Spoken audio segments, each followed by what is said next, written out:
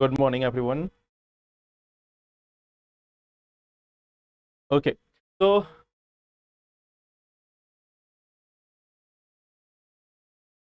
Okay,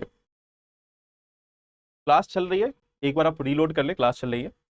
तो देखो, इसके पहले के सेशन में हम लोगों ने स्पेस के बारे में पढ़ा था, अंतरिक्ष के बारे में पढ़ा था। हम लोगों ने ब्रह्मांड के बारे में जो अलग अलग चीजें हैं उनको देखा था। सौर सुनामी क्या होती है, धूमकेतु क्या होता है, एस्ट्रॉयड क्या होता है, यानी कि क्षुद्र ग्रह क्या होता है। ये सभी टॉपिक्स को हम लोगों ने लास्ट क्लास में डिस्कस किया था। और आज जो टॉपिक हम लोग को डिस्कस करना है वो है लाइट का कुछ पोर्शन, इलेक्ट्रिसिटी का और मैग्नेटिज्म का। तो लाइट, इलेक्ट्रिसिटी और मैग्नेटिज्म, इनका एप्लीकेशन, इनका क्या प्रयोग होता है या हमारे डे टू डे लाइफ में इनका क्या रोल है, इसको हम लोग जानने की कोशिश करेंगे। तो let us start the session. जो हमें जो टॉपिक्स देखने हैं वो है लाइट का, यानी कि प्रकाश का। प्रकाश, प्रकाश, विद्युत और चुंबक। चुंबक, तो ये तीन चीजें जो है वो हमें देखनी है। सबसे पहले हम लोग बात करेंगे प्रकाश के बारे में। देखो, यूपीएससी में जो सबसे अधिक क्वेश्चन आएगा आपको वो इस चैप्टर से आएगा। सबसे अधिक जो क्वेश्चन आएगा वो प्रकाश वाले चैप्टर से आएगा, यानी लाइट वाले चैप्टर से आपको सबसे अधिक क्वेश्चंस देखने को मिलेंगे। ठीक है, उसके बाद जो आपको क्वेश्चंस है वो थोड़े बहुत इलेक्ट्रिसिटी पे देखने को मिल सकते हैं। और मैग्नेटिज्म में अर्थ का जो मैग्नेटिज्म है, यानी कि पृथ्वी का जो चुंबकीय बल है, पृथ्वी की जो चुंबकीय शक्ति है, उसको लेकर सवाल पूछा जा सकता है। ठीक है, तो हम लोग इसको एक बार देखने की कोशिश करते हैं, इनको हम लोग जानने समझने की कोशिश करते हैं। ठीक है, सबसे पहले हम लोग ऑफकोर्स स्टार्ट करेंगे प्रकाश से। ठीक है, तो चलिए, अगर हम लोग प्रकाश के बारे में बात कर रहे हैं तो आपको इसके बारे में क्या क्या मालूम है। लाइट जो है, जो प्रकाश है, उसके बारे में आपको क्या क्या मालूम है। प्रकाश के बारे में आपको क्या क्या मालूम है।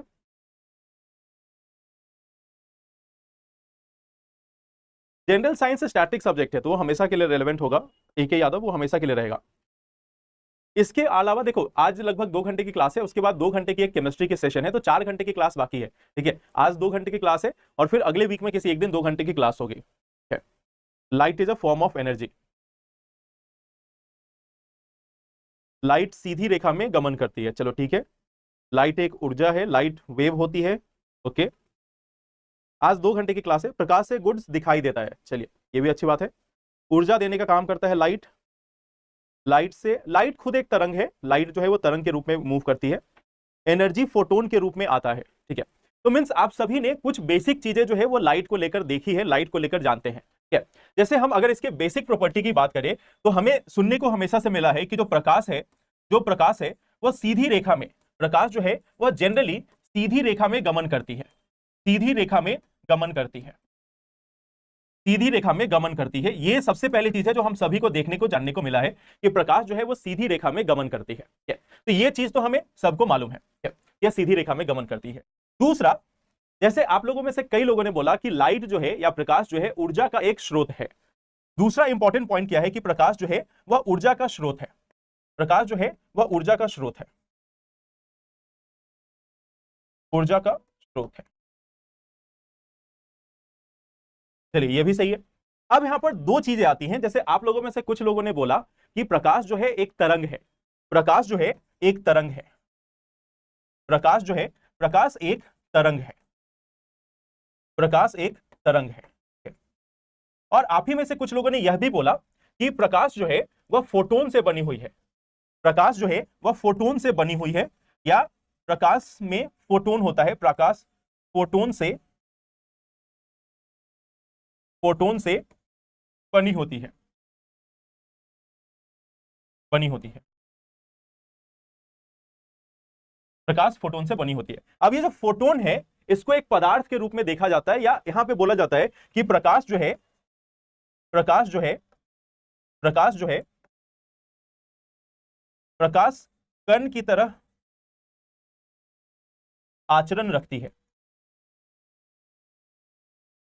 प्रकाश कण की तरह आचरण रखती है। अब देखो, ये जो 5 पॉइंट है ना, इस पॉइंट को ध्यान से समझना। सबसे पहले हमने क्या बोला, प्रकाश जो है वो सीधी रेखा में गमन करती है। ठीक है, light travels in straight line. दूसरा हमने देखा प्रकाश ऊर्जा का स्रोत है, it is a source of energy. तीसरा हमने देखा, आप ही में से कुछ लोगों ने बोला कि प्रकाश एक तरंग है, प्रकाश एक वेव है, एक तरंग है। और यह आप ही में से कुछ लोगों का कहना है कि प्रकाश जो है वो फोटोन से बनी हुई है और एक पदार्थ की तरह आचरण करती है, या एक कण की तरह आचरण करती है। तो यहां पे आप एक कॉन्ट्राडिक्टरी चीज देखोगे कि कई लोग बोल रहे हैं कि यह कण की तरह बिहेव करती है, कई लोग बोल रहे हैं कि यह तरंग की तरह बिहेव करती है। आप में से कुछ लोगों का कहना है कि यह कण की तरह बिहेव करती है और कुछ लोगों का कहना है कि यह तरंग की तरह चलती है। और आप सभी ने ये चीजें कहीं ना कहीं पढ़ी है, तो आप इसमें गलत नहीं हो। आपने कहीं ना कहीं किसी बुक में, किसी न्यूज़पेपर में या कहीं पे भी आपने इसको पढ़ा है और उसके बाद ही आप इसको बोल रहे हो। तो लाइट जो है वो कण की तरह और तरंग की तरह दोनों तरफ बिहेव करती है। अब इसी चीज को लेकर हमें मेनली यहां पे समझना है कि लाइट क्या कण है या लाइट एक तरंग है, इसको हमें पहले जानने की कोशिश करना है। अब आपको मैं एग्जांपल के तौर पे दिखाता हूं। जैसे मान लो एक एग्जांपल के तौर पे लेते हैं, एक एग्जांपल के तौर कण है या लाइट एक तरंग है, इसको हमें पहले जानने की कोशिश करना है। अब आपको मैं एग्जांपल के तौर पे दिखाता हूं। जैसे मान लो एक एग्जांपल के तौर पे लेते हैं, एक एग्जांपल के तौर पे लेते हैं कि लेट अस से ये एक पार्टिकल है, ठीक है, ये एक रिमोट जो है वो एक पार्टिकल है।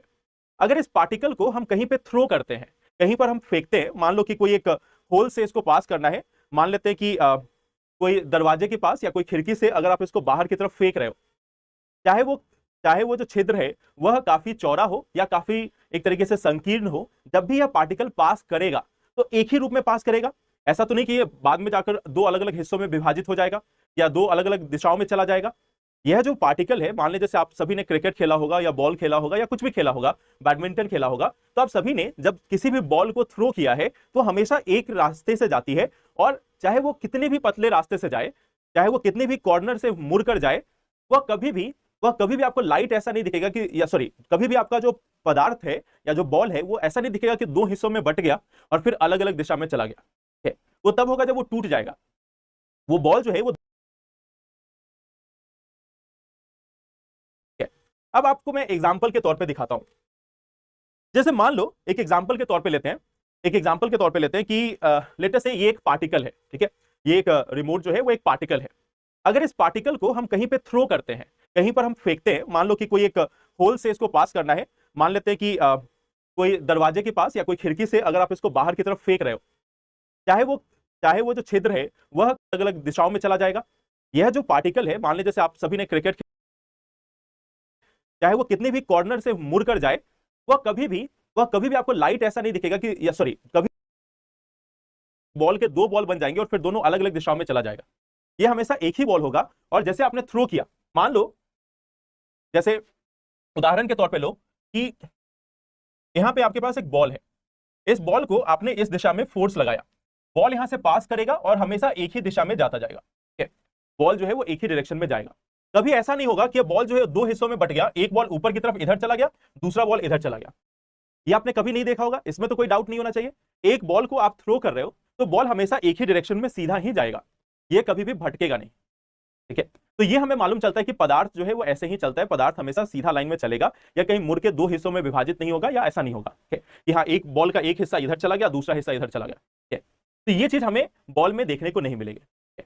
लेकिन अगर हम यहीं पे देखते हैं कि अगर हम लाइट के एक रे को ऐसे ही किसी पतले छिद्र से होकर गुजारने की कोशिश करते हैं, इसको यहां से निकालने की कोशिश करते हैं, नॉर्मली होना क्या चाहिए था? नॉर्मली हमें होना यह चाहिए था कि यहां पे मान लो अगर स्क्रीन है तो लाइट को यहां पे ऐसे पहुंचना चाहिए था, लाइट को इस लाइन में यहां इस स्क्रीन तक पहुंचना चाहिए था। लेकिन हमें देखने को क्या मिलता है कि लाइट जो है वह अब अलग अलग दिशाओं में जा रहा है, लाइट जो है वह अलग अलग दिशाओं में जा रहा है। जिस लाइट को सीधा जाना चाहिए था और सीधा जाकर यहां पे हिट करना चाहिए था, जब वह एक पतले छिद्र से होकर गुजर रहा है तो वह अलग अलग हिस्सों में विभाजित हो जा रहा है और एक लंबे दूरी को प्रकाशमान कर रहा है, या उसको एक तरीके से वहां पे प्रकाश पहुंचा रहा है। जैसे मैं आपको इसका एग्जाम्पल दिखाता हूं,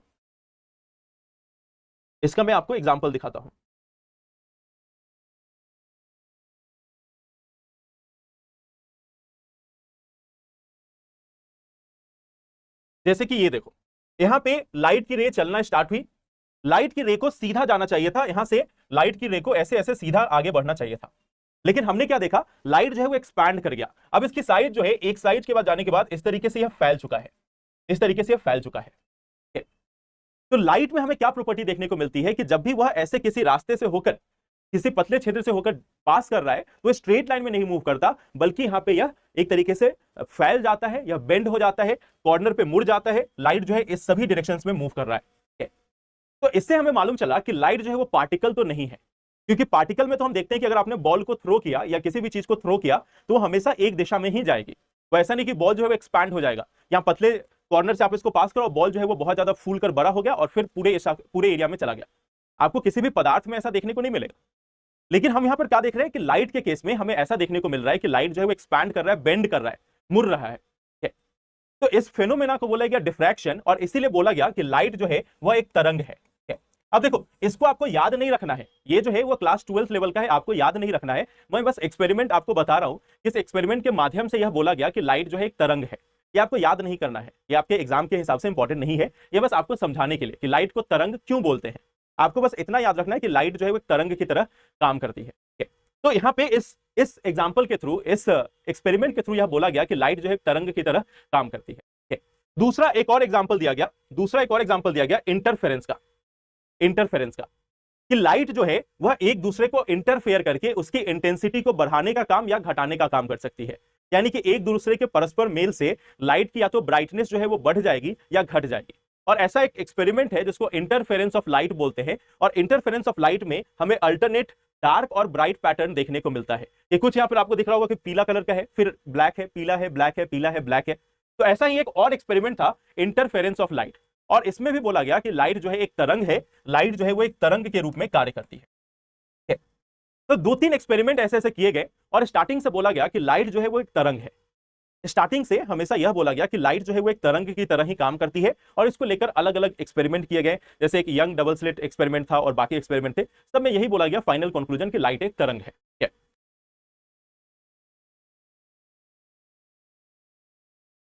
चलिए, तो ये तो पहली बात हो गई कि लाइट एक तरंग है। अब ये जो टाइम था लाइट को लेकर, ये था लगभग आपको 18वीं शताब्दी का, 19वीं शताब्दी का। 18वीं और 19वीं शताब्दी में ज्यादातर साइंटिस्ट ने बोल दिया कि लाइट एक तरंग है, प्रकाश जो है एक तरंग है। और इस समय में किसी साइंटिफिक डिस्कवरी को अपोज करना या कुछ नया बोलना बहुत ही मुश्किल हुआ करता था। इस समय में अगर आपको कुछ बिल्कुल हटकर बोलना है, कुछ नया बोलना है, तो यह काफी मुश्किल हुआ करता था। आपको मालूम है कि कई सारे ऐसे साइंटिस्ट हुए, जैसे गैलीलियो की अगर बात करें, गैलीलियो ने बोल दिया कि पृथ्वी जो है वह सूर्य की परिक्रमा करती है। गैलीलियो ने कह दिया कि पृथ्वी जो है वह सूर्य की परिक्रमा करती है। उनके खिलाफ केस हो गया, उनको सबसे माफी मांगनी पड़ी, उनको हाउस अरेस्ट कर दिया गया कि आपने कैसे बोल दिया कि पृथ्वी जो है वो सूर्य की परिक्रमा करती है। तो वो ये टाइम था जब आप किसी चीज के खिलाफ अगर बोल रहे हो, अगर आप किसी चीज के खिलाफ बोलने की कोशिश कर रहे हो, तो आपके खिलाफ बहुत ज्यादा सख्त एक्शन लिया जा सकता है। एग्जाम्पल के तौर पर एडिशन जिनको हम जानते हैं, थॉमस अल्वा एडिशन, उन्होंने जो डायरेक्ट करंट है, डीसी जो है, उसको सपोर्ट किया कि डीसी जो है वह हमारे लिए बेस्ट सोर्स है इलेक्ट्रिसिटी का, उसी के द्वारा हम इलेक्ट्रिसिटी जो है वह यूज कर सकते हैं। इसके अलावा एसी जो था, अल्टरनेट करंट, वह एक अच्छा सोर्स नहीं है, उससे हानि ज्यादा है, नुकसान ज्यादा है, तो हमें डीसी करंट को फेवर करना चाहिए। तो उस समय थॉमस अल्वा एडिशन बहुत बड़े आदमी थे, बहुत बड़े साइंटिस्ट, बहुत बड़े बिजनेसमैन थे। तो उनके अपोजिट में एक व्यक्ति ने बोल दिया कि नहीं, एसी जो है वह बेहतर सोर्स है, डीसी से कई गुना बेहतर सोर्स जो है वो एसी है, अल्टरनेट करंट है। तो उस बेचारे का पूरा जो इंडस्ट्री वगैरह जितना भी था, रिसर्च सेंटर था, वो सभी को जला दिया गया, उसकी जितनी भी डिस्कवरी वगैरह थी उसको हटा दिया गया, मींस खत्म कर दिया गया, डिस्ट्रॉय कर दिया गया। उस व्यक्ति का नाम निकोलस टेस्ला है। तो निकोलस टेस्ला ने 1920 से पहले, 1920 से पहले कहा था कि डीसी के बजाय अगर हम एसी का इस्तेमाल करें तो ज्यादा लोगों तक इलेक्ट्रिसिटी पहुंचाई जा सकती है, और यह डीसी के अनुपात में बेहतर इलेक्ट्रिसिटी का सोर्स है। तो निकोलस टेस्ला ने क्योंकि एडिसन के खिलाफ बोला, तो उसके पूरे जितने भी एक्सपेरिमेंट थे उनके, उन सभी को डिस्ट्रॉय कर दिया गया, नष्ट कर दिया गया। उनकी जो बिल्डिंग थी जहां पे साइंटिफिक रिसर्च और बाकी चीजें होती थी, उसको जलाकर राख कर दिया गया।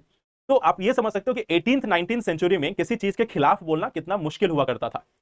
तो जब लाइट को बोला गया कि लाइट जो है वो तरंग है, हाँ, लाइट जो है वो तरंग है, तो आप सोच कर देखो कि 19वीं शताब्दी में अगर किसी को यह आइडिया आ भी गया कि नहीं, लाइट जो है वो तरंग नहीं है, लाइट जो है वो तरंग नहीं है, अगर किसी को यह आइडिया आ भी जाए, फिर भी बोल पाना कितना मुश्किल होगा आप समझ सकते हो।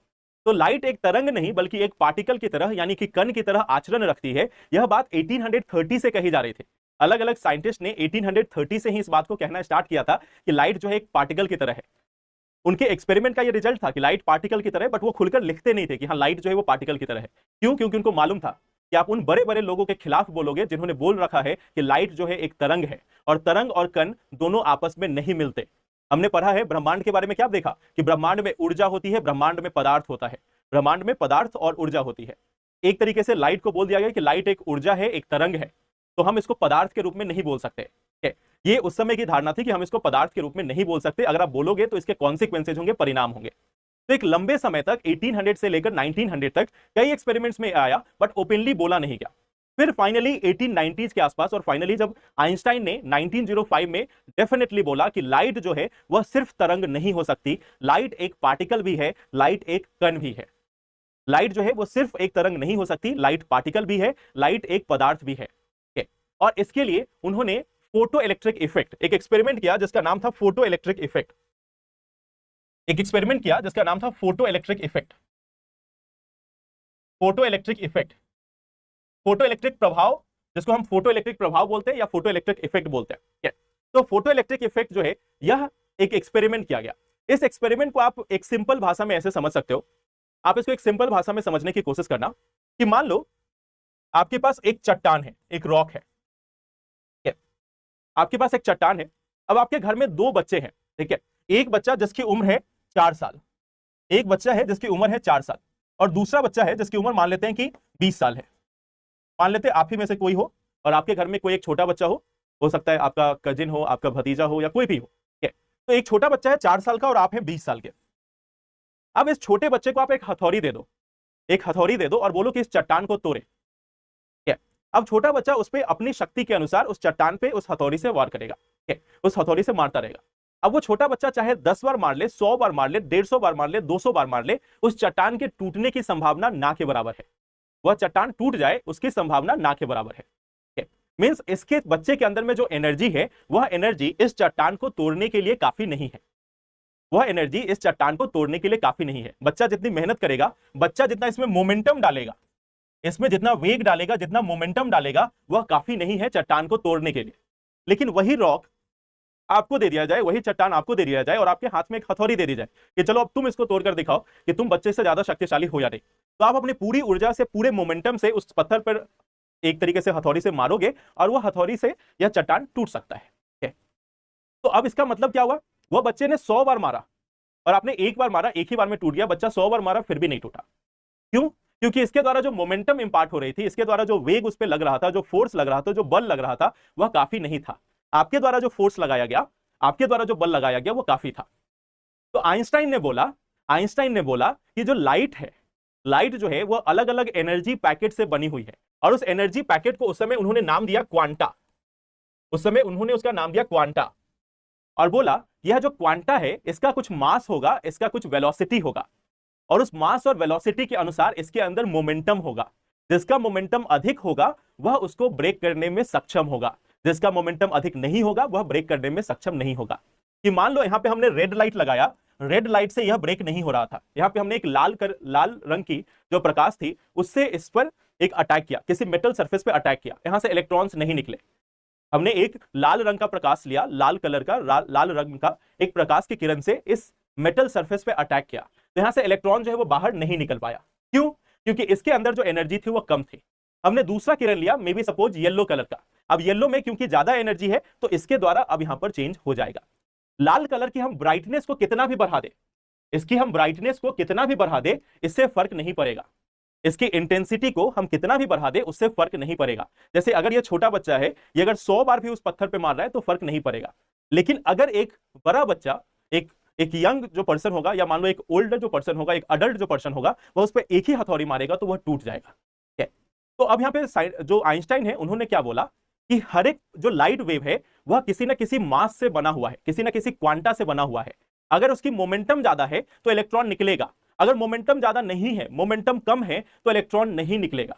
और इसके फलस्वरूप बोला गया कि यह जो है लाइट जो है एक पार्टिकल है, क्योंकि पार्टिकल में मोमेंटम होता है। अगर ये वेव होता तो अगर आप इसकी ब्राइटनेस बढ़ा रहे हो तो मतलब ज्यादा एनर्जी दे रहे हो, ब्राइटनेस बढ़ाने का मतलब आप उसको ज्यादा एनर्जी दे रहे हो। तो अगर ये वेव है तो आपको ब्राइटनेस बढ़ाने से इसमें से इलेक्ट्रॉन निकलना चाहिए था। लेकिन हम क्या देख रहे हैं कि ब्राइटनेस बढ़ाने का इस इलेक्ट्रॉन पे कोई फर्क नहीं पड़ा, जब तक कि आपने रंग चेंज नहीं किया, दूसरा लाइट नहीं लिया। रंग का मतलब होता है उसके एनर्जी से, लाल रंग का जो प्रकाश है उसकी एनर्जी कम है, उसके बदले आप दूसरे कलर का ले लो, उसकी एनर्जी ज्यादा होगी। तो यहां पे अगर हमने दूसरे कलर का लिया, मान लेते हैं कि येलो कलर का ले लिया या ब्लू कलर का ले लिया, उसकी एनर्जी ज्यादा थी और उसकी एनर्जी से यह जो इलेक्ट्रॉन है वह निकल गए। तो फिर आइंस्टाइन ने बोला कि अब हमारी बात आप मानकर चलो, यह लाइट जो है वह एक पार्टिकल है। तो फोटो इलेक्ट्रिक इफेक्ट के माध्यम से बोला गया कि प्रकाश एक कण की तरह आचरण करता है। प्रकाश एक कण है, या कणों से बना हुआ है या क्वांटा से बना हुआ है, ठीक है, उस समय इसका नाम जो है वो क्वांटा दिया गया था, और बाद में इसी क्वांटा को कहा जाने लगा फोटोन। बाद में इसी क्वांटा को फोटोन का नाम दे दिया गया लगभग 15 साल बाद। ये 1905 में जब हुआ था तो इसको क्वांटा कहा गया, और बाद में इसका नाम फोटोन रख दिया गया। तो उस समय आइंस्टाइन ने यह बोला कि यह जो लाइट है यह एक कण है, यह एक पार्टिकल है, यह एक मैटर है। आपको एग्जाम के हिसाब से बस दो चीजें याद रखनी है कि कुछ एक्सपेरिमेंट है जिसके द्वारा यह दिखाया गया कि लाइट एक तरंग की तरह बिहेव करती है, लाइट जो है एक तरंग की तरह आचरण करती है। और हमने ये देखा कि फोटो इलेक्ट्रिक प्रभाव में यह देखने को मिला कि लाइट जो है वह एक पार्टिकल की तरह बिहेव कर रही है, एक कण की तरह बिहेव कर रही है। अब आप एक चीज और बताओ, पिछले क्लास में हम लोगों ने पढ़ा था एक topic gravitational lensing. Gravitational lensing एक टॉपिक देखा था हमने जिसमें लाइट बेंड हो जाती है, या मैंने आपको ब्लैक होल के बारे में बताया कि ब्लैक होल से लाइट भी बाहर नहीं निकलती। तो लाइट क्यों नहीं बाहर निकलती? क्योंकि उस पर ग्रेविटेशन काम करता है, उस पर जो गुरुत्वाकर्षण बल जो है वह काम करता है। और हम सब ने गुरुत्वाकर्षण बल के बारे में क्या पढ़ा था कि गुरुत्वाकर्षण बल तभी लागू होता है जब दो अलग अलग वस्तुओं में कुछ ना कुछ द्रव्यमान हो। दो अलग अलग चीजों में अगर द्रव्यमान है तभी उनके ऊपर, अगर किसी दो चीजों में द्रव्यमान है तभी उनके ऊपर गुरुत्वाकर्षण बल लगेगा, चाहे कम मास हो या अधिक मास हो, अगर द्रव्यमान है तभी तो उनके ऊपर बल लगेगा। तो लाइट के ऊपर अगर ग्रेविटेशनल फोर्स काम कर रहा है, लाइट के ऊपर अगर गुरुत्वाकर्षण बल काम कर रहा है, तो मतलब लाइट तो पार्टिकल हो गया। अगर इसके ऊपर गुरुत्वाकर्षण बल काम कर रहा है तो ये तो पार्टिकल हो गया, तो फिर ये एनर्जी कहां रही? तो यही दोनों जो चैलेंज है वो हमें देखने को मिलता है कि कई बार लाइट जो है कभी पार्टिकल की तरह बिहेव कर रहा है, कभी यह तरंग की तरह भी बिहेव कर रहा है। ऐसा नहीं कि पिछले वाले जो दोनों एक्सपेरिमेंट थे वो गलत थे, यह एक्सपेरिमेंट भी तो हो रहा है। हमारा पार्टिकल, हमारा कोई भी पदार्थ ऐसे बिहेव नहीं करता कि यहां जाकर वो फैल जाए। आपने किसी बॉल को फेंका बैट्समैन की तरफ, बॉल वहां पे पहुंचते पहुंचते उसका साइज बड़ा हो जाए या वो पूरे दिशाओं में फैल जाए। दो अलग अलग प्रकार के जो पार्टिकल है वो आपस में मिल जाए और एक नए पार्टिकल का निर्माण करे। कि मान लो आपने दो बॉटल है, दोनों बॉटल को आपस में आपने थ्रो किया, जैसे ही टकराए, इनके टकराने से एक बड़ा बॉटल बन गया। कभी आपने ऐसा देखा कि दो पार्टिकल टकरा के एक बड़े साइज में चेंज हो जाए? तो हम क्या देख रहे हैं कि प्रकाश में दोनों गुण देखने को मिल रहे हैं। प्रकाश जो है वो तरंग की तरह बिहेव कर रहा है, और प्रकाश जो है वो कण की तरह भी आचरण कर रहा है। तो यह दोनों गुण देखे जाते हैं लाइट में। और फाइनली क्या हुआ? फाइनली एक फाइनल कंक्लूजन ये दिया गया कि अब लड़ाई छोड़ते हैं, अब सीधा सा कॉन्सेप्ट पे आते हैं। प्रकाश जब गमन करती है, प्रकाश जब गमन करती है, प्रकाश जब गमन करती है तो तरंग की तरह आचरण करती है, तो तरंग की तरह आचरण करती है।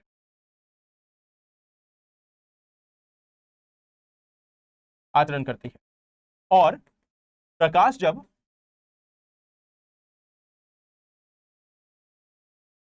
किसी कण से, प्रकाश जब किसी कण से मिलती है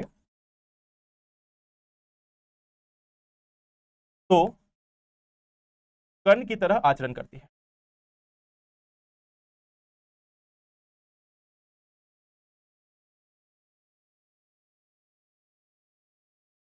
तो फाइनल कंक्लूजन ये निकाला गया कि प्रकाश जो है वह जब गमन कर रही हो, जब कहीं से पास कर रही हो, तो एक तरंग की तरह पास करती है।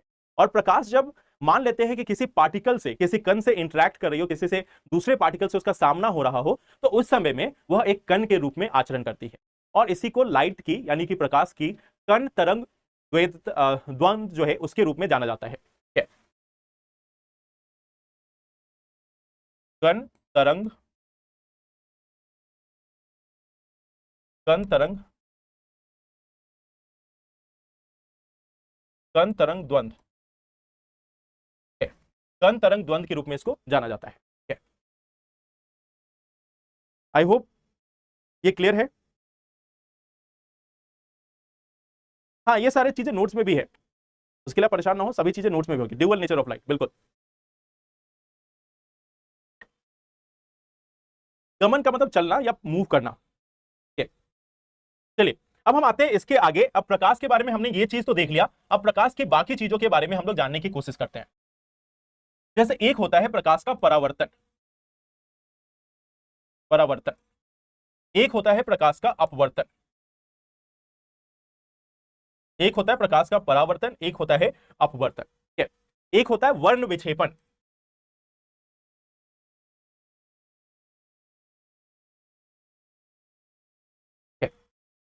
और एक होता है संपूर्ण आंतरिक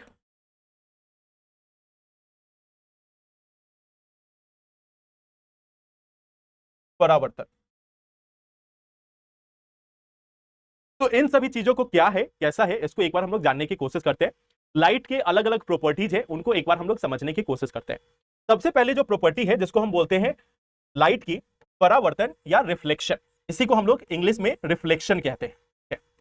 तो अब एक चीज समझना कि इसका रोल क्या है, इसका क्या महत्व है, इसको एक बार हम लोग जानने की कोशिश करते हैं। देखो, हमारे आसपास में जो लाइट है, अगर मान लो, काफी ध्यान से सुनना, एक बार में चीजें समझ में आ जाएंगे। ठीक है, इसको ध्यान से सुनना। आपको जो भी चीजें अभी के समय में दिखाई दे रही है, आप अपने रूम में बैठे हो या जहां पे भी बैठे हो, अपने आसपास में चीजों को देखो। जो भी चीज आपको दिखाई दे रही है उसमें आप देखोगे कि या तो उस सोर्स से डायरेक्ट लाइट निकल रही हो, जैसे मान लो आपके घर में ट्यूब लाइट्स लगे हो या आपके घर में बल्ब लगे हो, तो वहां से डायरेक्ट लाइट जो है वो निकल रही होगी, वहां से प्रकाश जो है वो डायरेक्टली निकल रही होगी। और कुछ ऐसी चीजें होंगी जहां से कोई प्रकाश नहीं निकल रही है, फिर भी आप उसको देख पा रहे हो। जैसे आपके घर की जो जो दीवार होगी, आपके घर की जो एक तरीके से आप देख सकते हो जो दीवार बनी है, आपके घर में जो आपका बेड होगा, आपका खुद का जो हाथ पैर होगा जो आप देख पा रहे हो, या अपने आसपास में जितनी भी चीजें देख पा रहे हो, उन सभी को आप कैसे देख पाते हो? उन सभी को आप तभी देख पाते हो जब वहां से प्रकाश का परावर्तन होता है, यानी कि जब वहां से प्रकाश का रिफ्लेक्शन होगा, लाइट का रिफ्लेक्शन होगा या परावर्तन होगा, तभी आप किसी चीज को देख पाते हो। जैसे मान लो आप अपने घर में बैठे हो और मान लेते हैं कि आपने आज येलो कलर का, पीले कलर का टी शर्ट पहना हुआ है या पीले कलर का कोई भी कपड़ा पहना हुआ है। ठीक है, तो अगर आप येलो कलर का कुछ टॉप या टी शर्ट या कुछ भी अगर देख पा रहे हो, तो इसका सीधा सा रीजन ये है कि उस पर्टिकुलर कपड़े पे जो लाइट पड़ी, उस पर्टिकुलर कपड़े पे जो प्रकाश की किरणें पड़ी, उसमें से सिर्फ और सिर्फ येलो कलर की लाइट, यानी कि पीले कलर की लाइट जो है वो रिफ्लेक्ट होकर आपके आंखों तक पहुंची है। कलर जो है वह कपड़े का नहीं होता, कलर जो है वह कपड़े का नहीं होता, कलर जो है वो कपड़े का नहीं होता, बल्कि कलर जो है वो रिफ्लेक्ट होता है और वह आप तक पहुंचता है। जो आपका कपड़ा है, जो आपका कपड़ा है, वह एक पर्टिकुलर किस्म के जो लाइट के जो रेज है, प्रकाश की जो किरणें हैं, उनको रिफ्लेक्ट करता है। तो जो आपका पीला रंग का कपड़ा नजर आ रहा है, वह बेसिकली पीले रंग के लाइट को रिफ्लेक्ट करता है, येलो कलर के लाइट को रिफ्लेक्ट करता है, और फिर वह लाइट आपके आंखों तक आती है, और फिर आप अज्यूम करते हो, आप मानकर चलते हो कि सामने वाले ने पीले कलर का कपड़ा पहना हुआ है। किसी ने अगर ब्लू कलर का कपड़ा पहना हुआ है, किसी ने ऑरेंज कलर का पहना हुआ है, किसी ने रेड कलर का पहना हुआ है, तो इसका मतलब है उस कलर की लाइट आप तक परावर्तित होकर, आप तक रिफ्लेक्ट होकर आ रही है। अगर कोई ब्लैक कलर का कपड़ा पहने हुए है, तो फिर आपको वो ब्लैक कलर का इसलिए नजर आता है कि उसमें ज्यादातर जो किरणें हैं वह एक तरीके से रिफ्लेक्ट होकर आप तक नहीं आ पाई, ज्यादातर जो किरण है वो वहां से रिफ्लेक्ट होकर आप तक नहीं आ पाई, इसीलिए वो आपको ब्लैक कलर का नजर आ रहा है। हालांकि अगर कंप्लीट डार्क होगा तो कोई भी कुछ भी नजर नहीं आएगा, कंप्लीट डार्क होगा तो नजर ही नहीं आएगा। उदाहरण के तौर पे आप देख लो, जैसे मान लो आपके घरों में बाहर से कोई लाइट नहीं आ रहा है, आपके घरों में बाहर से कोई लाइट नहीं आ रहा है, आप अपने घर की जो लाइट है उसको बंद करके देखो। जो जितने कलर के जो कपड़े हैं, जो आपको अभी के समय में लाल, पीले, हरे, बैगनी जो भी कलर दिख रहा है, आप लाइट बंद करके देखो, किसी में आपको कलर नजर नहीं आएगा। आप लाइट बंद कर दो, आपको कुछ नजर ही नहीं आएगा, तो कलर क्या नजर आएगा? तो जो भी कलर आपको दिखता है वह उस कपड़े का कलर नहीं होता, वह लाइट का कलर होता है जो उस कपड़े से रिफ्लेक्ट होकर आपके पास पहुंचता है। तो परावर्तन का सबसे बेहतरीन काम क्या है कि हमें देखने की क्षमता देता है, हमें देखने की क्षमता देता है, हमें देखने की क्षमता प्रदान करता है, क्षमता प्रदान करता है, हमें देखने की क्षमता प्रदान करता है। तो जो भी कलर आप देख पा रहे हो वो इसलिए देख पा रहे हो कि उसी कलर का लाइट वहां से निकलकर आपके पास आया, उसी कलर का जो लाइट है वह निकल के आपके पास आता है, इसलिए आप उस चीज को देख पाते हो। ये हमेशा याद रखना, रिफ्लेक्शन नहीं होगा या उस सोर्स से डायरेक्टली लाइट नहीं निकलेगा तो आप किसी चीज को नहीं देख सकते। रिफ्लेक्शन जो है वो सबसे इंपॉर्टेंट है किसी भी चीज को देख पाने के लिए। मनुष्यों के अंदर में खुद का ऊर्जा का स्रोत नहीं होता। आपने कभी नहीं देखा होगा कि चाहे कोई कितना भी कोई गोरा हो, कितना भी व्हाइट हो, अगर आप उसको एक काले रूम में लेकर जाओगे जहां पे लाइट नहीं है, वो नहीं दिखाई देगा। तो मनुष्यों के अंदर में अपना लाइट नहीं होता, मनुष्यों के अंदर में अपना लाइट नहीं होता, या कोई भी ऑर्गेनिज्म जो है, जीव है, ज्यादातर में देखोगे उनकी अपनी कोई प्रकाश नहीं होती। उनके ऊपर प्रकाश की किरणें आती हैं, और प्रकाश की किरणें परावर्तित होने के बाद, प्रकाश की किरणें परावर्तित होने के बाद हमारे आंखों तक पहुंचती है, और फिर हम किसी चीज को देख पाते हैं। तो ये चीज याद रखना जब आप दुकान में जाते हो और बोलते हो कि मुझे ब्लू कलर का शर्ट चाहिए या येलो कलर का जीन्स चाहिए, येलो कलर का जीन्स आप कभी पहन के देखना, मजा आएगा, ठीक है, तो येलो कलर का जीन्स चाहिए या फिर कुछ और चाहिए, तो आपको ये सभी जो कलर है वो इसलिए नजर आ पाते हैं क्योंकि वहां पे प्रकाश की किरणों का परावर्तन होता है, प्रकाश की किरणों का रिफ्लेक्शन होता है, ठीक है। तो ये चीज आपको याद रखना है, प्रकाश की किरणों का परावर्तन जो है वो हमें हेल्प करता है किसी भी चीज को देखने के लिए, ठीक है। दूसरा, अपवर्तन। अपवर्तन क्या है इसको हम लोग समझते हैं। अपवर्तन क्या है इसको समझते हैं। आप में से कई लोग कभी कभी मॉल्स में या कहीं पे कई दुकानों में घूमने जाते होंगे। जब आप वहां पे घूमने जाते हो तो आपको एक कभी हो सकता है कि कभी आपको एक दिक्कत का सामना करना पड़ा हो, और वह दिक्कत क्या है कि मान लो आप गए और जो शोरूम है या जो भी मॉल है उसको नया नया बनाया गया है, वो अभी तुरंत तुरंत उसको बनाया गया है, तो उसमें ग्लासेस के गेट लगे हुए हैं, ग्लासेस के गेट लगे हुए, और आप सोचे अंदर जाने का और आप जाकर गेट से टकरा गए, आप जाकर गेट से टकरा गए। क्यों टकरा गए? क्योंकि आपको लगा कि वहां पे कोई गेट या कोई शीशा है ही नहीं। शायद आप में से कुछ लोगों के साथ हुआ हो। अगर आप किसी बिल्कुल नए बने हुए मॉल में या नए बने हुए शोरूम में गए हो और बहुत ही अच्छी क्वालिटी का शीशा यूज किया गया हो, तो यह देखने को मिल सकता है कि आप जाकर उस शीशे से टकरा जाओ और आपको मालूम ही नहीं चले कि हाँ यहाँ पर एक शीशा था। तो आप में से शायद कुछ लोगों के साथ ये हुआ हो, टकराए। चलिए, तो ये जो है, अब ये क्यों हो पाता है, इसका एक प्रमुख रीजन है अपवर्तन। अभी हमने क्या देखा कि हमें कोई भी चीज तभी दिखाई देती है जब वहां से प्रकाश की किरणें परावर्तित होती हैं, जब वहां से प्रकाश की किरणें परावर्तित होती हैं। तो मान लो कोई भी एक सरफेस है, कोई भी एक सतह है, कोई भी एक सतह है, इस पे प्रकाश की कोई किरण आई, इस पे प्रकाश की कोई किरण आती है, तो इसमें तीन अलग अलग संभावनाएं पॉसिबल है। एक संभावना तो यह है कि यह परावर्तित हो जाए, एक संभावना यह है कि यह परावर्तित हो जाए, परावर्तित हो जाए। दूसरी संभावना यह है, दूसरी संभावना यह है कि यह अपवर्तित हो जाए। अपवर्तित मतलब उस मीडियम को क्रॉस करके अगले मीडियम में चली जाए। जैसे कि आपके साथ ग्लास के टर्म्स में होता है कि आप ग्लास के सरफेस पे गए, ग्लास के सरफेस बिल्कुल क्लीन है, बिल्कुल ट्रांसपेरेंट है, उससे प्रकाश की सभी किरणें जो है वो पारदर्शी है, पूर्ण पारदर्शी है, तो उससे प्रकाश की सभी किरणें पार कर गई और आपको दिखा ही नहीं। क्यों नहीं दिखा? इसमें आपकी गलती नहीं थी, इसमें उस शीशे की खासियत थी कि उसके द्वारा सभी किरणों को परावर्तित किया जा रहा था, सॉरी सभी किरणों को अपवर्तित किया जा रहा था, सभी किरणों का अपवर्तन हो रहा था। वह प्रकाश की किरणों का परावर्तन नहीं कर रही थी, प्रकाश की किरणों का रिफ्लेक्शन नहीं कर रही थी, बल्कि अपवर्तन कर रही थी, और इसके कारण आपको वह शीशा नहीं दिखता है। तो अगर अगली बार शीशा ना दिखे तो ऐसा नहीं कि आप शर्माने लगना, कह रहे मुझे दिखा नहीं, आप बोलना कि वाह क्या फाइन क्वालिटी का शीशा है कि इसके द्वारा सभी प्रकाश की किरणें अपवर्तित हो जा रही है, ट्रांसपेरेंट है, इसकी ट्रांसपेरेंसी जो है वो बहुत ही बेहतरीन है। तो इसमें आपको परेशान होने की जरूरत नहीं कि हाँ मुझे क्यों नहीं दिखा। वह किसी के साथ हो सकता है अगर वैसी अच्छी क्वालिटी का शीशा है, अगर उस अच्छी क्वालिटी का शीशा है जो पूरा ट्रांसपेरेंट है, तो वह फिर नजर नहीं ही आना चाहिए। अगर नजर आ रहा है, अगर वो आपको नजर आ रहा है तो मतलब वो पूर्ण रूप से पारदर्शी नहीं है, उसमें कुछ गंदगी है, वह साफ नहीं है, या अच्छी क्वालिटी का शीशा नहीं है। तो ये चीज आपको यहां पे याद रखनी है कि अगर वो अपवर्तित हो जा रही है, मतलब लाइट जो है वो पूरा उससे पास कर जा रहा है, लाइट जो है वो पास कर जा रहा है। जब लाइट किसी चीज से पास करता है, गुजर जाता है, तो फिर उसे हम अपवर्तन कहते हैं। और एक तीसरा कंडीशन होता है कि यहीं पे यह अवशोषित हो जाए, यहीं पे यह अवशोषित हो जाए, अवशोषित हो जाए।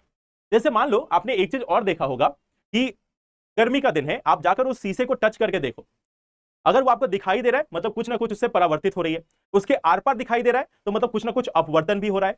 और अगर शीशा गर्म भी है, शीशा जो है वो गर्म भी है, मतलब उसके द्वारा कुछ ऊर्जा को अवशोषित भी किया गया है, अवशोषित भी किया गया है, बाद में विकिरण भी होगा, बाद में रेडिएशन भी होगा, लेकिन कुछ समय के लिए उस ऊर्जा को अवशोषित भी किया गया है। तो जब प्रकाश की किरणें किसी भी सरफेस पे जाएंगी तो तीन संभावनाएं हो सकती हैं। संभावना एक कि उसका परावर्तन हो जाए, रिफ्लेक्ट होकर वापस आ जाए। दूसरा, उसका अपवर्तन हो जाए, अगर वो ट्रांसपेरेंट होगी, पारदर्शी होगी तो उसका अपवर्तन होगा। तीसरा, उसका अवशोषण भी हो सकता है, यानी उसको एब्जॉर्ब भी किया जा सकता है, और एब्जॉर्ब जब होगा तो वह आपको हीटेड दिखाई देगी। तो आप जनरली देखना जो भी आपको शीशा दिखता है उसमें ये तीनों गुण आपको देखने को मिलेंगे। शीशा आपको अलग से दिखाई भी दे रहा है, शीशा में एक तरीके से पारदर्शी भी है तो आप उसके आर पार भी देख रहे हो, और शीशा गर्म भी हो रहा है, मतलब वो तीनों चीजों को इंडिकेट कर रहा है। इस चीज को आप आगे याद रखना, इस चीज को आगे याद रखना। हाँ बिल्कुल, कार के ग्लास की तरह आपको दिखाई भी देता है, उसके आर पार भी दिखाई देता है, और वो गर्म भी हो जाता है। तो ये है आपका परावर्तन, अपवर्तन और अवशोषण, जो तीनों साथ में होता है। अब देखो, इस अपवर्तन के कारण, प्रकाश की किरणों के अपवर्तन के कारण काफी घटनाएं होती हैं हमारे आसपास में, जिसको हमें जानना और समझना है। पहले एक चीज यहां पे ध्यान रखना कि मान लो प्रकाश की किरण ऐसे जा रही थी, प्रकाश की किरण इस दिशा में जा रही थी, तो नॉर्मली इसको कहां जाना चाहिए था? इस पाथ पे जाना चाहिए था। प्रकाश की किरण इस दिशा में जा रही थी, मान लो ऊपर में एयर है, एक विरल माध्यम, एक विरल माध्यम है, एक विरल माध्यम है एयर यानी कि रेयर मीडियम है, और नीचे में वाटर है, वाटर यानी कि जल है। तो एक तरफ हमारे पास एक रेयर मीडियम है एक, और दूसरी तरफ हमारे पास एक डेंस मीडियम है, एक घना माध्यम है, एक सघन माध्यम है। तो एक तरफ विरल या रेयर मीडियम है, दूसरी तरफ सघन या डेंस मीडियम जो है वो मौजूद है। तो लाइट के रे को जनरली ऐसे जाना चाहिए था, लेकिन हम क्या देखते हैं कि लाइट की किरणें जो है वह मुड़ जाती हैं, लाइट की किरणें जो है वो अपनी दिशा से मुड़ जाती हैं। अब क्वेश्चन ये है कि आखिर यह बेंडिंग क्यों हुई? जो लाइट को सीधा जाना चाहिए था वो मुड़ क्यों गई, और इसके मुड़ने के पीछे की वजह क्या है? इसके मुड़ने की वजह, इसके जो अपने पाथ से बेंड होने की जो वजह है, इसके अपने पाथ से डेविएट होने की जो वजह है, वह है लाइट की स्पीड में कमी। यानी कि लाइट की जो गति थी, प्रकाश की जो गति थी, प्रकाश की जो गति थी वह हो गई स्लो, वो हो गई धीमी। जैसे इस मीडियम में पहुंचा, प्रकाश की गति जो है वो धीमी हो गई। क्यों? क्योंकि ऊपर था रेयर मीडियम, वह सघन नहीं था, वह विरल माध्यम था। नीचे है सघन माध्यम, एक डेंस मीडियम, और डेंस मीडियम में पार्टिकल ज्यादा है, कण ज्यादा है। हमने देखा प्रकाश जो है वो कण की तरह भी आचरण करती है, तो जब वह इतने कणों से होकर पास करेगी तो उसकी स्पीड तो चेंज होनी ही थी। अब उसको ज्यादा हिंड्रेंस मिल रहा है, अब उसको ज्यादा अवरोध मिल रहा है, तो अवरोध मिलने पे इसकी स्पीड घट जाती है, और स्पीड घटने के कारण इसकी जो डायरेक्शन है, इसकी जो दिशा है वह परिवर्तित हो जाती है। तो अपवर्तन में हमें एक और चीज देखने को मिलता है, दिशा परिवर्तन। दिशा परिवर्तन यह भी हमें अपवर्तन में देखने को मिलता है कि दिशा जो है वो परिवर्तित हो जाती है, परिवर्तन होता है। सेम ऐसे ही मान लो कि ये एक मीडियम है, नीचे हमारे पास वाटर है, नीचे हमारे पास वाटर है, ऊपर में एयर है। तो यहां से लाइट की किरणें गई, इनको जाना चाहिए था ऐसे, नीचे से लाइट की किरण गई, इसको ऐसे जाना चाहिए था, लेकिन हमने क्या देखा, यहां पे भी ये मुड़ जाती है। तो लाइट की रे यानी कि प्रकाश की किरण जब एक माध्यम से दूसरे माध्यम की ओर बढ़ती है, तो डेंसिटी के कारण, यानी जो पार्टिकल्स है उनकी डेंसिटी के कारण, उनकी सघनता के कारण, इसमें हमें यह देखने को मिल सकता है कि जो पार्टिकल्स है, जो प्रकाश की किरण है वह अपनी दिशा से अलग हो जाए, प्रकाश की जो दिशा है वह परिवर्तित हो जाए, वह बेंड कर जाए। तो यह प्रकाश की दिशा में परिवर्तन जो है वो अपवर्तन में हमें देखने को मिलता है, इसकी जो दिशा है वह परिवर्तित हो जा रही है। तो इसमें कोई डाउट?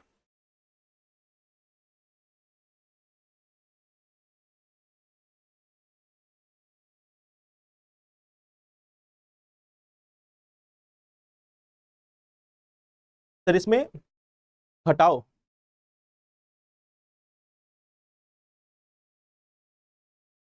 जिसमें हम फेस देखते हैं उसमें रिफ्लेक्शन होता है, जिसमें हम लोग फेस देख रहे हैं ना उसमें रिफ्लेक्शन होता है। पीडीएफ से आप नोट्स बना लेना, प्रिंट भी मत करवाना, पीडीएफ से आप नोट्स बना लेना। एब्जॉर्प्शन मतलब अवशोषण। देखो लाइट की जो किरण है जब भी कहीं पे जाएगी, या मान लो जैसे आपके शरीर के ऊपर सूर्य की किरण आती है, तो आप देखते हो ना कि कुछ समय के बाद आपका जो बॉडी है वो हीटेड हो जाता है, गर्म हो जाता है। तो प्रकाश की किरण जब भी आपके बॉडी पे आएगी तो आपका शरीर गर्म हो जाता है। वो क्यों गर्म होता है? क्योंकि आप उस ऊर्जा को अवशोषित कर रहे हो, आप उस ऊर्जा को एब्जॉर्ब कर रहे हो। और ऐसा नहीं कि एक बार गर्म हो गया तो हमेशा गर्म ही रहेगा, एक समय के बाद आपकी जो बॉडी है उस ऊर्जा को अलग अलग फॉर्म में रेडिएट कर देगी, उसका विकिरण होगा, रेडिएशन होगा, और वह ऊर्जा निकल जाएगी। लेकिन जब भी आप किसी सनलाइट में जाओगे, मान लो आप सूरज की रोशनी में बैठे हो, तो आपके शरीर में एक तरीके से आपका शरीर जो है वो गर्म हो जाता है। इसलिए हुआ क्योंकि वह ऊर्जा को अवशोषित कर रहा है, और जैसे आप वहां से निकलोगे बाहर तो फिर वह ऊर्जा जो है वो धीरे धीरे आपके शरीर के द्वारा निकाल दी जाती है, रेडिएट कर दी जाती है, विकिरित कर जाती है। वाटर से एयर में सीधा जाना चाहिए। देखो दोनों की जो घनत्व है, दोनों माध्यम की जो घनत्व है वह अलग अलग है, दोनों माध्यम का घनत्व अलग अलग है, वाटर और एयर दोनों का घनत्व अलग अलग है। तो यहां पे जाने पे इसकी जो स्पीड है, इसकी जो गति है, गति जो है वह बढ़ जाएगी, बढ़ जाएगी। तो गति बढ़े या गति कम हो, दोनों केस में डायरेक्शन जो है, दिशा जो है वो परिवर्तित होना है। आई होप इसमें क्लियर है।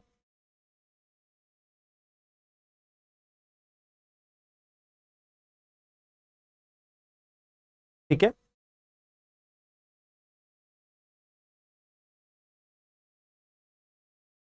देखो मैं इंग्लिश हिंदी दोनों लिख दे रहा हूं, स्पीड इंक्रीज।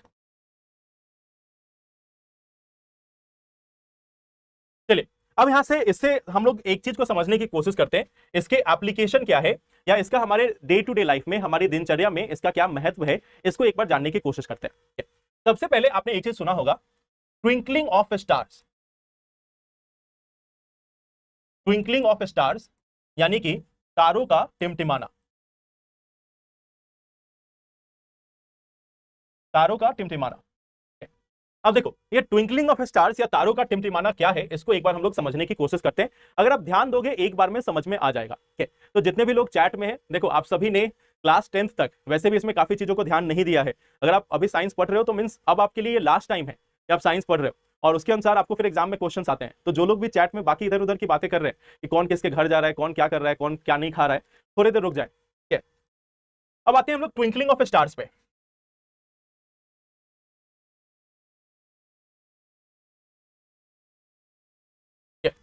मान लो यहां पे एक स्टार है, यह जो है वो एक स्टार है, एक तारा है।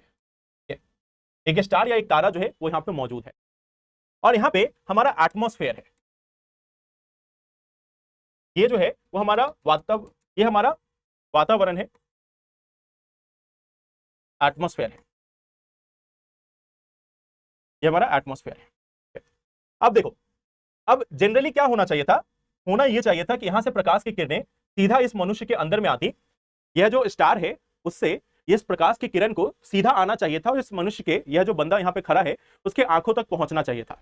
और फिर यह बंदा देखता है कि हाँ स्टार की पोजीशन जो है वो ये है। तो ये हो गई एक्चुअल, ये हो गई एक्चुअल, ये हो गया वास्तविक, वास्तविक। लेकिन सभी चीजें एक्चुअल में ऐसी होती नहीं है। बेसिकली जब यह लाइट की किरण, प्रकाश की किरण जब हमारे वातावरण से होकर पास करेगी तो हमारे वातावरण में समान घनत्व नहीं है। डेंसिटी जो है हमारे वातावरण का, जो हमारा एटमॉस्फेयर है, जो हमारी हवा है, उसका घनत्व, उसकी डेंसिटी बराबर नहीं होती, एक समान नहीं होती। इसकी डेंसिटी बदलती रहती है। इसकी डेंसिटी जो है वो हाइट के अकॉर्डिंग अलग अलग है। तो जब हाइट के अकॉर्डिंग अलग अलग है तो यहां पे अब प्रकाश का अपवर्तन होगा, प्रकाश का अपवर्तन होगा, प्रकाश का रिफ्रैक्शन होगा। तो प्रकाश की किरण जिसको ऐसे आना चाहिए था वो घूम कर आएगी। मान लो यह प्रकाश की किरण कुछ इस तरीके से घूमते हुए इस आदमी तक पहुंची, प्रकाश की किरण जो है वो घूमते हुए इस आदमी तक पहुंची, अपवर्तित होते हुए। अब यह जो आदमी है, हमने हमेशा क्या देखा है कि हम हमेशा स्ट्रेट लाइन में देखते हैं, हम हमेशा सीधा देखते हैं। आपके घर के सामने में कोई, अगर आप जहां पे अभी बैठे हो आपके सामने में कोई दीवार है, उस दीवार के पीछे अगर कोई बैठा हुआ है तो क्या आप उसको देख सकते हो? क्या आपकी आंखों में यह शक्ति है कि लाइट जो उधर से घूम के आ रही होगी उसको देख ले? यह पॉसिबल नहीं है। यह आपके लिए पॉसिबल नहीं है कि आप अपनी आंखों को घुमाकर देखो कि इस दीवार के पीछे कौन बैठा हुआ है। तो हम हमेशा स्ट्रेट लाइन में ही देख पाते हैं, पीछे का भी नहीं देख सकते, कहीं और का भी नहीं देख सकते, हम हमेशा स्ट्रेट लाइन में देखते हैं। तो यह जो पर्सन है वह स्ट्रेट लाइन में देखने की कोशिश करेगा और उसके अकॉर्डिंग स्टार की पोजीशन ये हो गई। उसको लगा स्टार की जो एक्चुअल पोजीशन है वो ये है। मान लो दूसरा एक हम और कंडीशन लेते हैं कि इस बार प्रकाश की किरणें कुछ इस तरीके से अपवर्तित होकर आई, कुछ इस तरीके से घूम घुमाकर आई। अब यह जो बंदा है यह फिर सोचेगा कि नहीं, प्रकाश की किरण जो है वो कहीं और से आ रही है। इसने अज्यूम किया प्रकाश जो है वो यहां से आ रही है। हम हमेशा स्ट्रेट लाइन में देखेंगे। तो ये ग्रीन वाला जो है यह एक्चुअल है और ये जो साइड में आपको ऑरेंज और येलो दिख रहा है वह हमारा एक तरीके से, जब यह हमारे एटमॉस्फेयर से आ रहा था तो उसका अपवर्तन हुआ। अपवर्तन क्यों हुआ? क्योंकि हमारे एटमॉस्फेयर का, हमारा जो एटमॉस्फेयर है इसकी डेंसिटी अलग है। इसकी जो डेंसिटी है, इसकी जो डेंसिटी है, इसका जो घनत्व है यह बदलता रहता है, यह चेंज करता रहता है, चेंजिंग, यह जो है वो चेंजिंग है। तो पहले तो क्या है कि हमें इस स्टार की अलग अलग पोजीशन नजर आएगी। हमें कभी ये यहां पे नजर आएगा, कभी थोड़ा अलग आएगा, कभी थोड़ा नीचे आएगा। तो हमें क्या लगेगा कि स्टार्स जो है, जो तारा है, वह कंटिन्यूअसली अपनी जगह पर ऑसिलेट कर रहा है, अपने पोजीशन को चेंज कर रहा है, यह अपने पोजीशन को चेंज कर रहा है। और स्टार सोचो कितने दूर है हमसे, यह हमें पॉइंट के रूप में नजर आते हैं, एक बिंदु के रूप में नजर आते हैं, यह हमें एक बिंदु के रूप में नजर आते हैं। आप किसी गिफ्ट शॉप पे चले जाओ, आप अब किसी गिफ्ट शॉप पे चले जाओ, वहां पे आपको स्टार कुछ इस तरीके का बना हुआ नजर आएगा। ऐसा स्टार आपको कभी नजर आया आसमान में? इस तरीके का स्टार है। स्टार आपको हमेशा ऐसे नजर आता है, एक बिंदु, एक बिंदु, इससे ज्यादा आपको स्टार में कुछ नजर नहीं आता। तो ऐसा स्टार दिखता नहीं है, ऐसा स्टार होता भी नहीं है। जो भी स्टार होगा, पहले तो याद रखना स्टार हमेशा गोल होगा। हम लोगों ने अंतरिक्ष वाले केस में भी देखा था, ब्रह्मांड वाले में हमने देखा था कि यह जो है स्टार जो है वो हमेशा गोल होगा, इस तरीके का नहीं होगा। तो स्टार का शेप हमने अपने मन से तय कर लिया कि ऐसा होता होगा, ऐसा स्टार नहीं होता है। स्टार अगर होगा भी तो गोल होगा, इस शेप का तो बिल्कुल नहीं होगा। ठीक है, तो आप स्टार शेप जो बोलते हो वो हमारी अपनी एक धारणा है, स्टार का ऐसा कोई शेप नहीं होता। ठीक है, तो देखो सबसे पहली बात तो ये कि हमें यह जो तारे हैं वो अलग अलग पोजीशन पे दिखाई दे रहे हैं। और इस पोजीशन पे दिखाई देने का कारण क्या था? अपवर्तन। अपवर्तन यानी कि रिफ्रैक्शन। इस अलग अलग जगह पे दिखाई देने का कारण था अपवर्तन यानी कि रिफ्रैक्शन। अब यहां पर एक और चीज आती है। ये तो हमने देखा कि हमारे वायुमंडल में, हमारे एटमॉस्फेयर में डेंसिटी अलग अलग है, घनत्व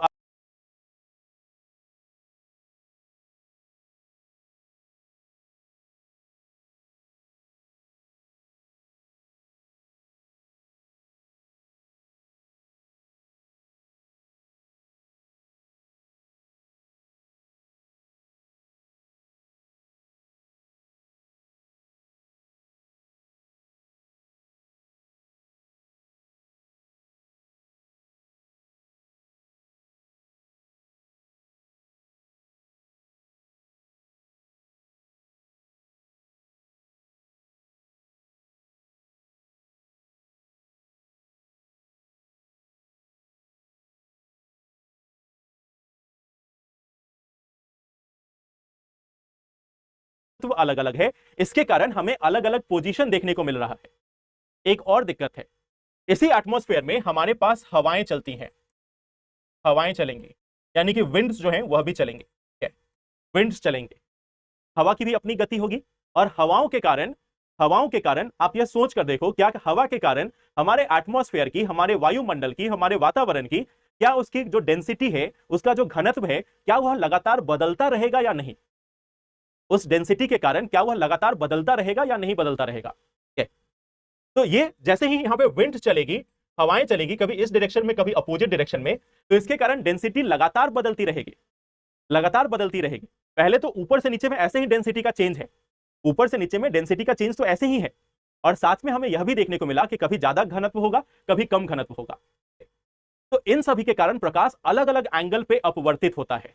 तो हमें प्रकाश की जो स्टार है उसका मल्टीपल पोजीशन दिखाई देगा, अलग अलग उसके जगह दिखाई देंगे, कि कभी लगेगा ये यहां पे है, कभी यहां पे है, कभी वहां पे है।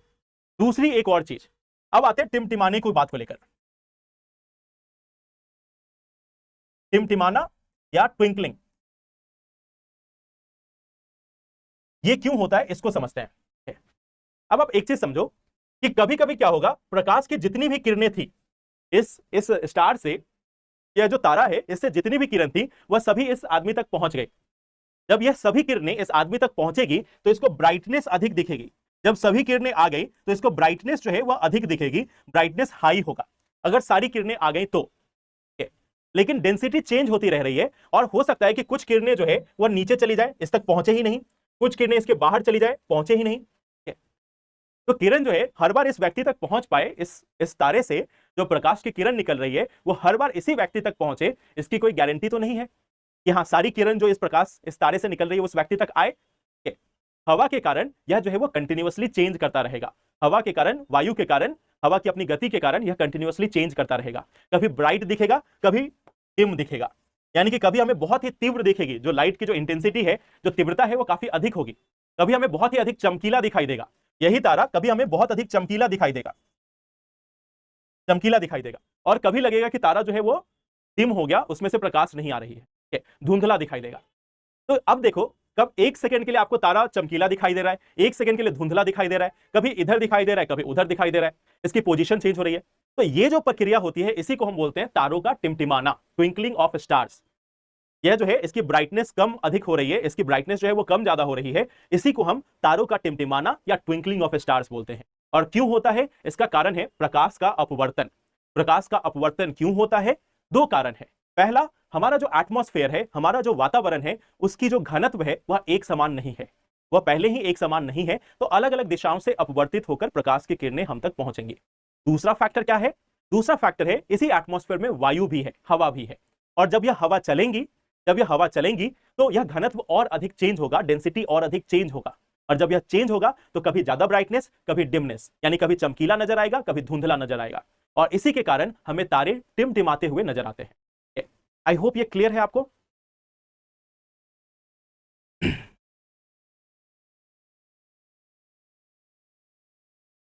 सितारे सन से बहुत दूर हैं, जो हमारा सूरज है उससे कई गुना दूर है। हाँ, ग्रह टिमटिमाते हुए क्यों नहीं दिखते? देखो हमारे आसपास में कौन से ग्रह दिखते हैं, एक दो ग्रह दिखता है, जैसे कभी मंगल ग्रह दिख गया, कभी शुक्र ग्रह दिख गया। तो इसका कारण क्या है? यह जो ग्रह है वो हमारे नजदीक है, जैसे चांद तारे हो गए, सॉरी चांद हो गया या कोई ग्रह हो गया, यह हमसे नजदीक है, तो इनसे जो है वो बहुत दूर से लाइट नहीं आ रही है, इनसे नजदीक से लाइट आ रही है, तो इतना ज्यादा इसमें वेरिएशन नहीं होता, क्योंकि हमारे बिल्कुल बगल से आ रही है, बिल्कुल पास से आ रही है, तो इसलिए ज्यादा वेरिएशन नहीं होता, इसलिए हमें वो टिमटिमाते हुए नजर नहीं आते। उनका साइज भी बड़ा होता है, प्लस उसमें ज्यादा वेरिएशन देखने को नहीं मिलता, क्योंकि वो नजदीक से आ रही है। जो तारों से जो लाइट है वो बहुत दूर से आ रही है, वो हमें पॉइंट के रूप में नजर आते हैं। जो चांद से जो प्रकाश की किरणें आती है उनका भी अपवर्तन होता है, लेकिन चांद जो है वो काफी बड़ा है, तो वो 1-2 इंच इधर उधर अगर आपको चेंज होता हुआ दिखाई भी देता है, 1-2 मीटर भी दिखाई देता है चेंज होता हुआ, तो भी आपको उसमें नजर नहीं आएगा। इसका कारण यह है कि वो इतना साइज बड़ा है कि आप उसको मेजर नहीं कर पाएंगे, उसको आप देख नहीं पाएंगे। नहीं, अपना प्रकाश की बात नहीं है। प्लैनेट इसलिए नहीं टिमटिमाते क्योंकि वह हमसे नजदीक में है। प्लैनेट जो है वह हमसे नजदीक में है, तो इसलिए हमें बड़े साइज के नजर आते हैं। जो बड़े साइज के होते हैं वह नहीं टिमटिमाते। जो बड़े साइज के हैं, जो नजदीक है, वह नहीं टिमटिमाते हुए दिखाई देते, क्योंकि उनके पास से बहुत अधिक मात्रा में प्रकाश पहुंच रही है। लेकिन जो काफी दूर है, जो काफी दूर है, उनसे जब प्रकाश आती है तो पहले वो प्रकाश की जो अमाउंट है, जो मात्रा है, वो कम होगी, और उसमें भी कम ज्यादा अगर होती रहेगी तो वह टिमटिमाते हुए दिखाई देंगे। तो जो ग्रह है वो इसलिए नहीं टिमटिमाते, वो हमसे नजदीक है तो हमें बड़े नजर आते हैं। जैसे आप देखो, आसमान में जाकर देखना, आपको सबसे ज्यादा बड़ा क्या दिखाई देता है? आसमान में जब आप जाकर देखोगे तो आपको सबसे बड़ा क्या दिखाई देता है? आपको चांद सबसे बड़ा दिखाई देता है। और आप सोचोगे कि चांद जो है वह इतना लाइट दे रहा है, इतना प्रकाश दे रहा है, या चांद जो है उसके कारण हम सब चीजें देख पा रहे हैं, यह तारों से कई गुना बड़ा होगा। लेकिन आप भी जानते हो कि तारों के अनेकों ग्रह होते हैं, तारों के अंदर में अनेकों ग्रह होते हैं, और उन ग्रहों के कितने छोटे छोटे उपग्रह होते हैं। तो उन छोटे छोटे उपग्रहों को चांद की तरह कहा जाता है, या उनको मून कहा जाता है। तो तारों की और चांद की कहीं तुलना ही नहीं है।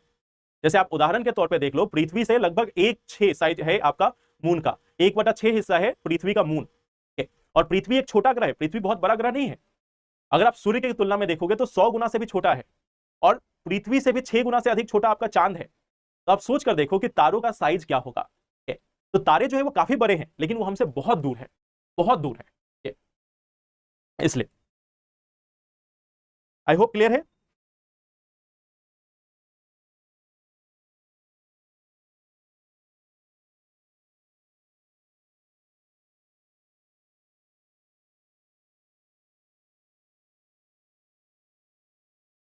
चलिए इसके आगे अब आते हैं, कुछ और जो इस प्रकार की क्रियाएं हैं उनको हम लोग देखने की कोशिश करते हैं।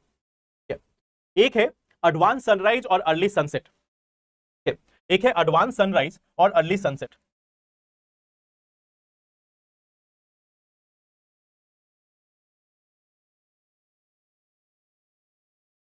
ड्राइंग में भी एक ऑप्शन हो सकता था, वो भी ट्राई करना चाहिए था। तो चलो, ये जो है उसको हम बोलते हैं होराइजन। होराइजन, या इसको जिसको हम बोलते हैं क्षितिज। होराइजन या क्षितिज, यह जो लाइन है वो आपको क्षितिज कहलाता है। इस लाइन के नीचे आप नहीं देख पाते। जैसे आप किसी खुले मैदान में चले जाओ, आपको एक जगह दिखेगा जहां पे आपको लगेगा कि आसमान और आकाश जो है वो आपस में मिल गए हैं, उसके नीचे के जो हिस्से हैं उसको आप नहीं देख सकते। अब आप सबको मालूम है कि पृथ्वी जो है वो फ्लैट नहीं है, ठीक है। पृथ्वी जो है वो फ्लैट नहीं है, पृथ्वी गोल है। इसका हमारे पास प्रूफ है, एविडेंस है, ठीक है। पृथ्वी गोल ही है, इसका हमारे पास आज के समय में एविडेंस है। पृथ्वी की पिक्चर है हमारे पास, और वो स्केच से बनाया हुआ नहीं, एक्चुअल वाला पिक्चर भी है। तो पृथ्वी गोल है, इसमें हमें अब कोई डाउट नहीं है। तो ये जो लाइन है, ठीक है, ये जो लाइन है जहां पे आपको आकाश और पृथ्वी मिलती हुई दिखाई देती है, उसको हम क्षितिज कहते हैं, ठीक है। और जनरली जो ह्यूमंस है वह क्षितिज के नीचे की चीजों को नहीं देख सकते। हम क्षितिज के नीचे की चीजों को नहीं देख सकते। यहां पे आपको कुछ ऐसा नजर आता होगा कि ये आकाश जो है वो आके मिल रहा है, या आकाश जो है वो आके मिल रहा है, ऐसा ही आपको नजर आता है। तो अब देखो, मान लो यहां पे सुबह के टाइम में सूरज आया, सन। इन सभी जगहों पे हमारा क्या मौजूद है? इन सभी जगहों पे मौजूद है हमारा एटमॉस्फेयर। इन सभी जगहों पे हमारा एटमॉस्फेयर, हमारा वायुमंडल जो है वह मौजूद है। वायुमंडल जो है वह मौजूद है। वह वायुमंडल जिसकी डेंसिटी, जिसकी जो सघनता है, जिसकी जो घनत्व है, वह लगातार बदलती रहती है। तो यहां मान लो सुबह का टाइम है, सूर्य की किरणें जो है वह सभी दिशाओं में फैल रही हैं। सभी दिशाओं में सूर्य की किरणें जो है वो फैल रही हैं। अब यह आदमी जो है, यह जो पर्सन है, वह किसी चीज को तभी देख सकता है जब वो क्षितिज के ऊपर आ गया हो, जब वो क्षितिज के ऊपर आ गया हो। लेकिन सूर्य से जो किरणें निकल रही हैं, सूर्य से जो किरणें निकल रही हैं वो सभी दिशाओं में जा रही हैं। ऐसी ही कोई किरण मान लो ये हमारे वातावरण में पहुंची और वो बेंड होकर इस आदमी तक पहुंच गई। ऐसे ही कोई किरण हमारे वातावरण के ऊपरी हिस्से तक पहुंची, क्षितिज के ऊपर भी पहुंची और वहां से बेंड होकर इस आदमी के पास पहुंच गई। अब हमारे पास जो प्रकाश की किरण आएगी, हम उसको हमेशा स्ट्रेट लाइन में देखने की कोशिश करेंगे। हम उसको हमेशा स्ट्रेट लाइन में देखने की कोशिश करेंगे। तो इस आदमी के अनुसार सन जो है वो यहाँ पे निकल चुका है। सूरज अभी नीचे है, जो हमारा सन है वह इस क्षितिज के नीचे है, लेकिन इसके किरणें आ गई हमारे वायुमंडल में। वायुमंडल में आई, उसके बाद हुआ इसका अपवर्तन। अपवर्तन मींस रिफ्रैक्शन। इसका हो गया रिफ्रैक्शन। रिफ्रैक्शन के कारण यह जो सूर्य की किरणें हैं, इनका पाथ जो है वो चेंज हो गया और यह चेंज होकर इस मनुष्य तक पहुंचा। यह हमेशा स्ट्रेट लाइन में देखेगा। तो स्ट्रेट लाइन में देखने का मतलब अब इसको नजर आएगा कि सूर्योदय हो चुका है और सूर्य हमारे सामने आ चुका है। सूर्य अभी नीचे ही है, फिर भी इसको दिख जाता है। तो लगभग हर दिन 2 मिनट पहले हमें सूर्योदय दिखता है और 2 मिनट लेट तक हमें सूर्यास्त, यानी सूर्यास्त के 2 मिनट बाद तक हमें सूर्य दिखता है। इसका कारण भी वही है कि मान लो सूरज यहां पे पहुंच चुका है, सूरज जो है वो यहां पे पहुंच चुका है, लेकिन इसके किरणें तो आ रही हैं। तो किरणें जब आएंगी, घूमकर इस व्यक्ति तक आएंगी और यह व्यक्ति देखेगा कि ओके, अभी तो सन यहां पे है ही, अभी तो सन यहां पे है ही। तो हर दिन हमें 2 मिनट अर्ली, 2 मिनट पहले हमें सूर्योदय देखने को मिलता है और 2 मिनट लेट तक सनसेट देखने को मिल सकता है। बट यह तब मिलता है जब लोग सुबह में उठते हैं। जो लोग सुबह में 8 बजे उठ रहे हो और क्लास में बोल रहे हो कि नींद आ रही है, उनको फिर कहां से दिखेगा सूर्योदय और सूर्यास्त? उनको 2 मिनट क्या, उनको 2 घंटे बाद दिखेगा कि सूर्य भी कुछ आया है।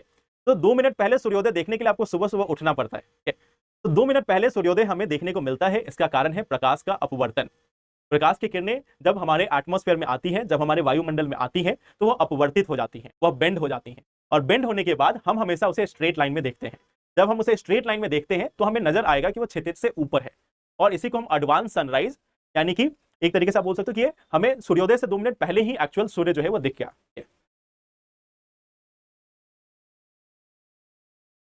क्लियर? पृथ्वी गोल नहीं है। पृथ्वी उत्तर एवं दक्षिणी ध्रुवों पर थोड़ी चपटी और मध्य में थोड़ी उभरी हुई है। ठीक है, गोल कहने का मतलब चपटी तो नहीं, बिल्कुल फ्लैट तो नहीं है, वो कहने का मतलब था। सूर्यास्त जब हो जाता है तो बुर्ज खलीफा के ऊपर से देखने पर सूर्य दिखाई देता है। हाँ, तो वो दिखाई देगा ना, क्योंकि वहां से रिफ्लेक्ट होकर आ रही है, सॉरी रिफ्रैक्ट होकर आ रही है, अपवर्तित होकर आ रही है। तो उसका कारण वही है। जब आप हाइट पे जाओगे उसके बाद अगर सूर्य की किरणें अपवर्तित होकर वहां तक पहुंच रही है तो दिखेंगे। कितने बजे सूर्य निकलता है सुबह, आप जिस जगह पे हो उस पर डिपेंड करता है। सूर्य की किरणें कब आपको दिखाई देंगी वह डिपेंड करता है कि आप किस लोकेशन पे हो। या लोकेशन स्पेसिफिक होता है, कंट्री स्पेसिफिक नहीं होता। हर एक लोकेशन का अपना एक लॉन्गिट्यूड है और उस लॉन्गिट्यूड के अनुसार वहां पे सूर्य की किरणें आपको दिखाई देती हैं। जो देशांतर रेखाएं हैं उसके अनुसार वह डिसाइड होता है। ठीक है, तो आप उसके अनुसार कैलकुलेट कर सकते हो आपको सूर्य जो है वो कब दिखेगा। तो ये एडवांस सनराइज और सनसेट, यह भी हमें इसी के कारण होता है कि प्रकाश का अपवर्तन हो रहा हो। देखो क्वेश्चन क्या पूछा जाएगा, क्वेश्चन आपसे यह पूछा जा सकता है कि मान लो जैसे ट्विंकलिंग ऑफ ए स्टार है, ट्विंकलिंग ऑफ ए स्टार है, ट्विंकलिंग ऑफ ए स्टार यानी तारों का टिमटिमाना, या early sunrise, early sunrise, late sunset. आपसे यह पूछा जा सकता है कि यह कौन से जो है वह प्रकाश के अपवर्तन के एक उदाहरण के रूप में है। तो उदाहरण को आपको यहां पे याद रखना है कि कौन सा प्रकाश के उदाहरण का एग्जाम्पल है। जैसे ट्विंकलिंग ऑफ स्टार्स हो गया, या अर्ली सनराइज हो गया, लेट सनसेट हो गया, तो ये सभी इसका एग्जाम्पल होते हैं। जो मिराज बनता है, मिराज भी आपको इसका एग्जाम्पल हो गया। जो आपको मिराज बनता है वो भी इसका एग्जाम्पल हो गया, वह भी इसको एग्जाम्पल के रूप में आप देख सकते हो। चलिए, तो ये तो हो गई अपवर्तन की। तीसरा हमें जो देखना है, तीसरा जो हमें देखना है वह है वर्ण विक्षेपण, यानी कि इसका वर्ण विक्षेपण।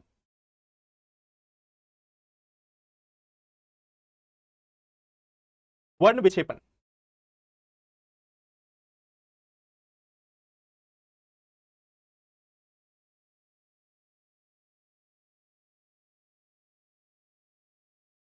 वर्ण विक्षेपण।